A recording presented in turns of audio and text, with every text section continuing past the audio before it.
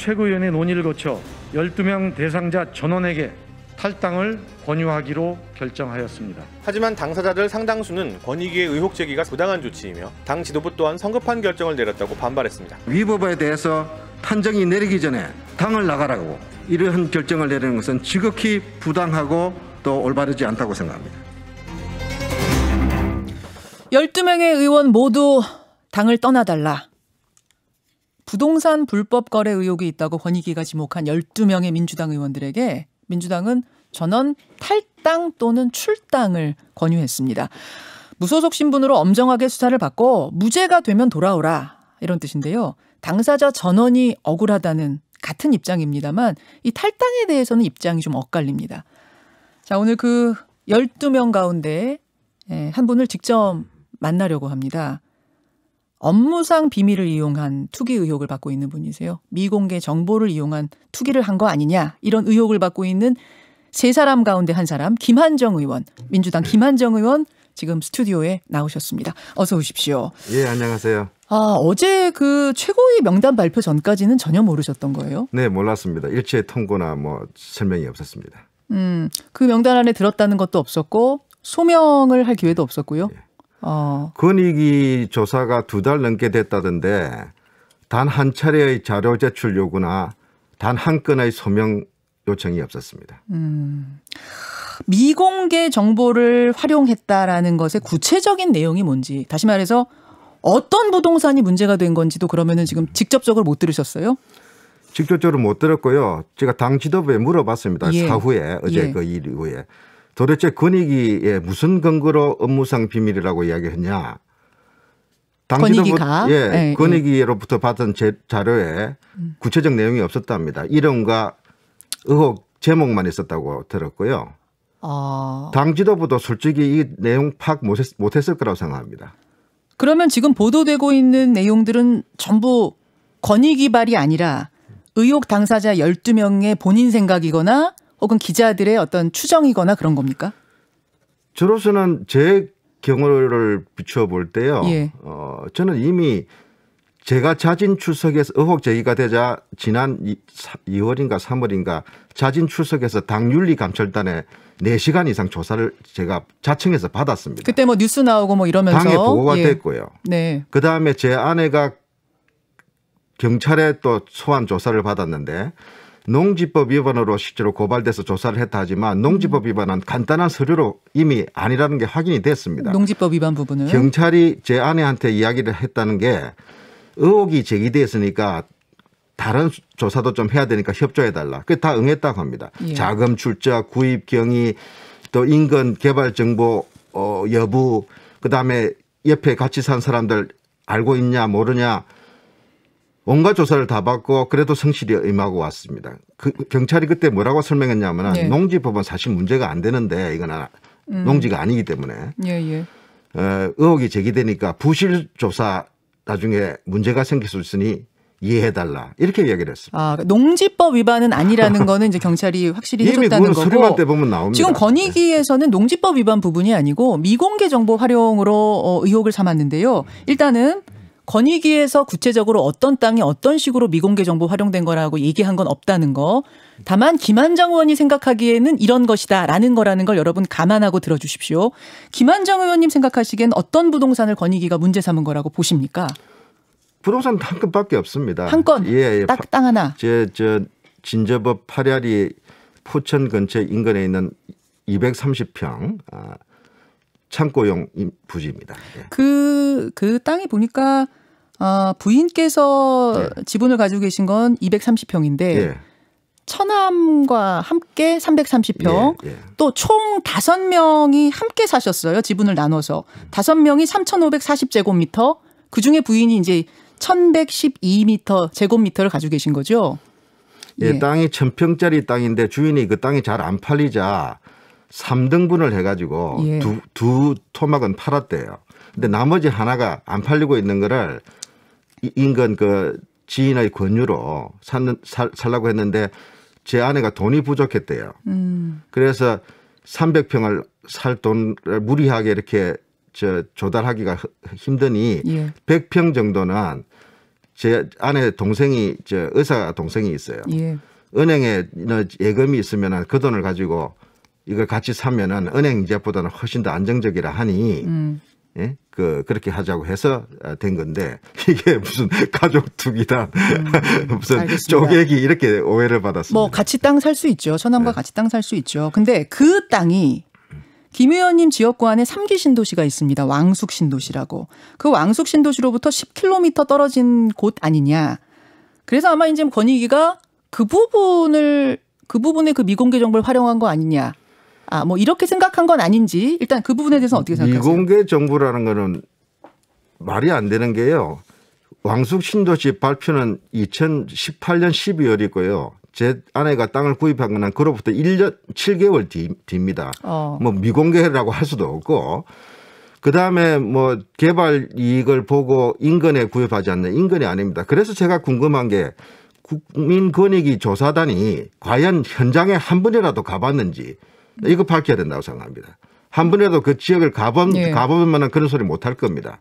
10km나 떨어져 있고요. 거기는 사실 좀 외딴 곳이라서 부동산 소위 좀 시세 차익을 노리고 뭐 부동산을 한다는 분들이 보면 웃을 겁니다. 실제로 그런 이야기를 직접 제가 부동산 하는 분들한테 도대체 왜 이런 이야기가 나오냐 물어보니까 그런 이야기도 들었습니다. 뭐 10km가 떨어졌다는 부분은 사실은 신도시가 개발이 되면 점점 더 커질 수 있기 때문에 10km는 가깝게 볼 수도 있고 멀게 볼 수도 있고 그건 뭐 생각하기에 따라 다릅니다만 그거보다 중요한 건 시점인 것 같은데요. 왕숙 신도시가 발표가 된 게 땅 사기 전이라고요?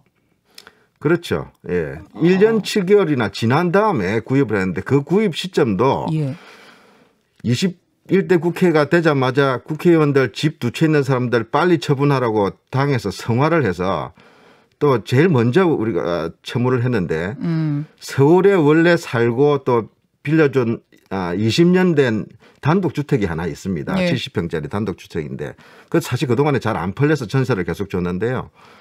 그걸 처분을 하려니까 아내는 완강히 반대했습니다. 그 집은 아이들이 자란 집인데 그게 아이들한테는 우리 집인데 왜 그걸 팔라고 하냐. 지금 별내 제가 살고 있는 지역구에 있는 아파트 차라리 팔자. 그러다가 이제 그 집을 팔아서 사셨단 말씀이고요. 그런데 또 당에서는 살고 있는 집 외에는 처분하래요. 다 따랐습니다. 알겠습니다. 그런데 팔고 나니까 전세금 빼주고 잔금이 남았겠잖아요. 그 돈을 은행에 예금을 하기에는 또 아내는 또 그게 오해를 살까 봐서 왜 갑자기 국회의원이 현금이 저렇게 늘었냐. 우리는 매년 재산 공개를 하지 않습니까? 재산 등록을 해야 됩니다.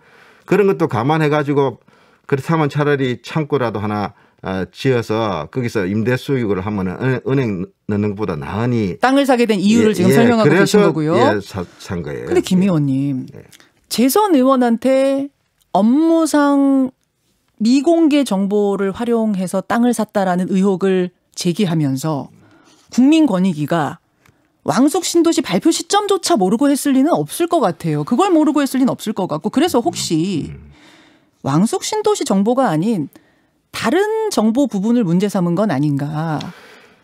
국민권익위 조사 내용에 대해서 저는 아는 바가 하나도 없습니다. 그래서 제가 좀 의혹을 말씀드리자면 그 문제에 대해서는 앞으로 국민권익위가 최소한 저는 당사자니까 당 지도부한테 이런저런 조사 결과, 조사 방법, 조사 내용, 조사 시점, 조사 과정에 대해서 알려야 된다고 생각합니다.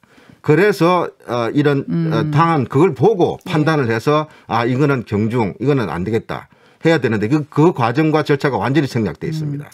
당 지도부는 이번에 큰 실수한 겁니다. 왜 그러냐면은 저는 수차로 당 윤리감찰단 조사를 받았고요. 경찰 조사 결과도 제가 알려드렸고요.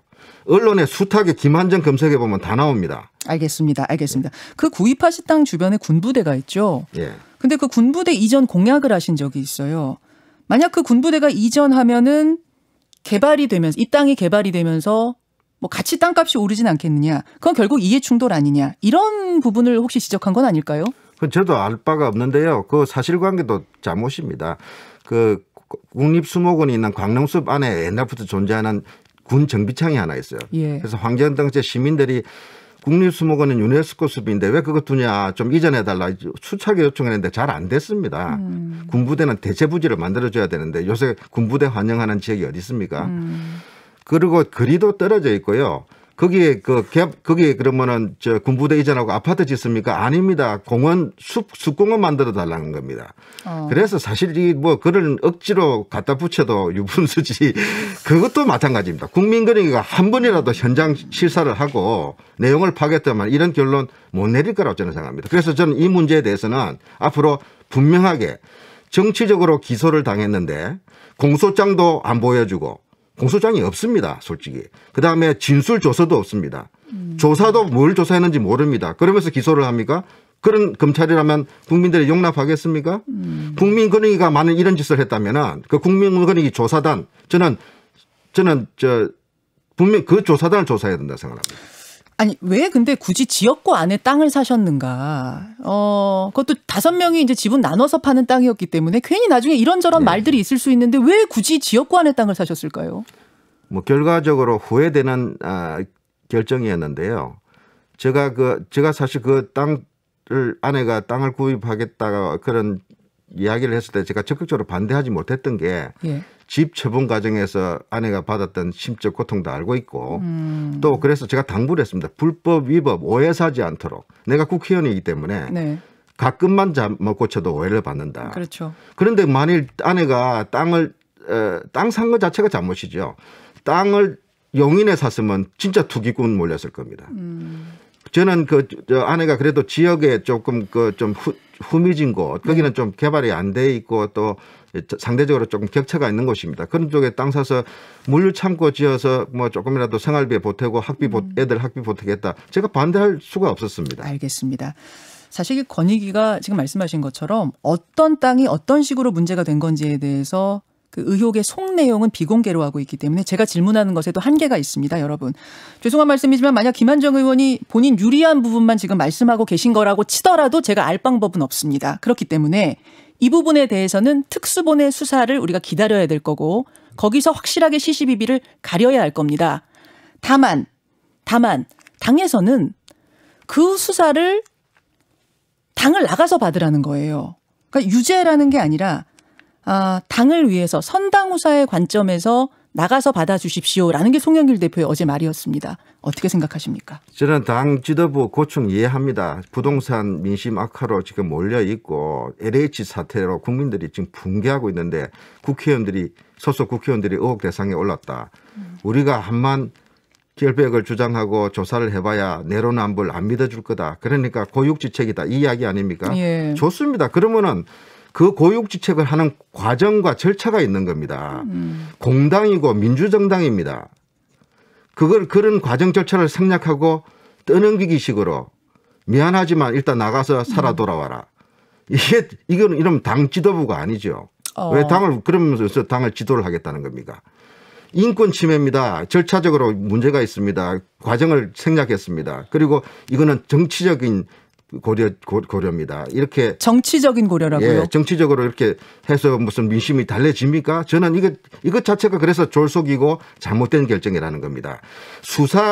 당이 정상적으로 가동되는 당이면 내로남불 뭐라고 하더라도 당이 스스로 윤리감찰단도 있습니다. 철저하게 조사를 하고 조사한 결과에서 당이 판단해서 지도부가 판단해서 이거 문제 있다면 당이 스스로 고발해야 됩니다. 혹시 당내 어떤 뭐 저는 잘 모릅니다만 어떤 개파라든지 뭐 어떤 정치적인 유불 이런 것까지도 따져서 그건 아닐 거라고 생각합니다. 그건 아닐 거라고 생각하고요. 탈당은 못한다는 입장이십니까?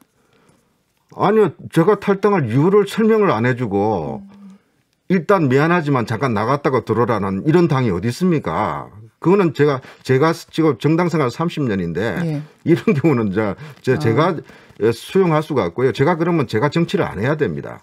왜냐하면 부당한 결정 그리고 잘못된 판단에 제가 그거를 용인한다. 그거는 선당후사가 아닙니다. 당을 망치는 길입니다. 당을 망치는 길이다. 지금 부동산 문제는요. 국회의원 때려잡고 면죄부 받는 사안이 아닙니다. 문재인 정부 초기에 문재인 대통령 눈과 귀를 가리고 잘못된 정책을 만들고 의기양양했던 그 정책 책임자들 다 어디 갔습니까? 그 사람들 색출해가지고 조사해야 됩니다. 다음 대통령이 되겠다는 사람은 그런 사람들을 하고는 나는 그런 길을 안 가겠다고 선언하는 사람이 돼야 된다. 그렇게 당을 이끌어야지 세상에 이런 식으로 여론무마형으로 호도를 해가지고 되겠습니까? 그래서 제가 이번 이 당의 결정이 잘못됐다는 겁니다. 혹시라도 당에서 강제 출당을 시킨다면 어떻게? 제가 힘이 없는데 어떡하겠습니까? 당해야죠. 그러나 저는 그러지 못할 거라고 생각합니다. 왜 그러냐면요. 저는 이번 팩트에 대해서 예. 명명백백하게 자신 있고요. 제가 한 이야기에서 착오가 아닌 의도적 사실관계가 틀린 부분이 있고 제 아내가 위법이나 탈법을 했다면은 제가 정치를 할 수 있겠습니까? 알겠습니다. 혹시 12명 의원들 공동 행동도 생각하고 계세요? 저는 그거는 옳지 않다고 생각합니다. 왜냐하면 다른 의원들의 사례에 대해서 제가 전혀 모르는 일을 서로 의견 나누고 있지는 어떻게 않습니까? 그렇게 하겠습니까? 그야말로 예. 잘못되는 거죠. 알겠습니다. 지금 저는요, 제발 당에서 암만 몰리더라도 난감하더라도 금도를 지켜야 됩니다. 그리고 원칙을 지켜야 됩니다. 정도를 가야 됩니다. 사또 재판해서는 안 됩니다. 예. 여기까지 어제 12명의 의원 가운데 한 분 김한정 의원의 입장 확인했습니다. 고맙습니다. 예, 감사합니다. 김현정의 뉴스쇼는 청취자 여러분의 참여로 이루어집니다. 트위터, 페이스북, 레인보우 게시판, 그리고 단문 50원, 장문 100원의 유료 문자 샵 1212, 우물정 1212 통해 참여하실 수 있습니다. 김현정의 뉴스쇼, 여러분과 함께 만듭니다.